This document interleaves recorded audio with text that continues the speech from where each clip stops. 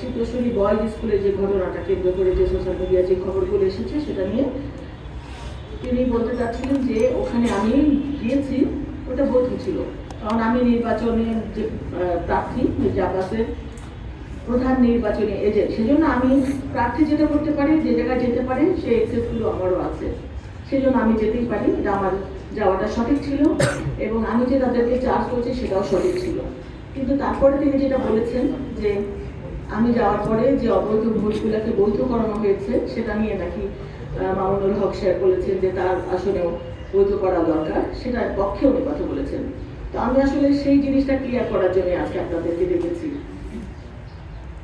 আমি 12 তারিখে 5:30-6টার দিকে আমি জানতে পারলাম সিদ্ধেশ্বরী বয়েজ স্কুল থেকে আমাদের পোলিং এজেন্টরা ভিতর থেকে বারবার আমাকে নক করছিল, এখানে অনিয়ম হচ্ছে, অনেক অনিয়ম হচ্ছে, একটু পারলে এখানে আসেন।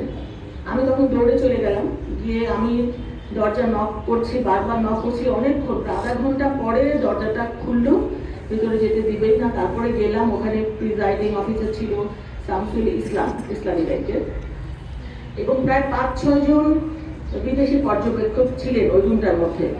ওখানে কাউন্টিং হচ্ছিল।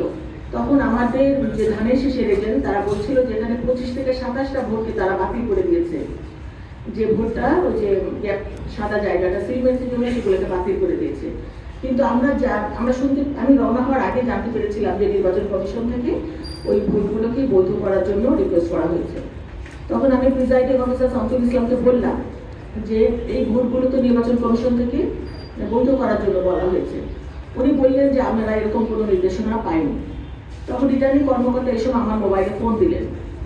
আমি তখন বললাম যে ভাই, এখানে তো রিটার্নিং কর্মকর্তা শামসুল ইসলাম, উনি কথা শুনতে চাচ্ছেন না, উনি এগুলোকে মানতে রাজি না। তখন উনি বললেন ওনাকে ফোনটা দেন। আমি ফোনটা সাইফুল ইসলাম, আমি স্পিকারে রেখেছিলাম ফোনটা। আমার স্পিকারে বিদেশি পর্যবেক্ষকরা শুনছিলেন, বিভিন্ন প্রার্থীর এজেন্টরাও শুনতে পাচ্ছিলেন, ধানের শীষের এজেন্টরাও শুনতে পাচ্ছিলেন, এবং ওই কক্ষের ভিতরে যারা ছিলেন সবাই স্পষ্ট শুনতে পাচ্ছিলেন যে স্পিকারের রিটার্নিং কর্মকর্তা বলছিলেন যে নির্বাচন কমিশন থেকে নির্দেশনা এসেছে এই ধরনের ভোটগুলোকে বৈধ করে দিতে। এখন এটা বাস্তবায়ন করবেন কি না করবেন সেটা সম্পূর্ণ আপনার ব্যাপার।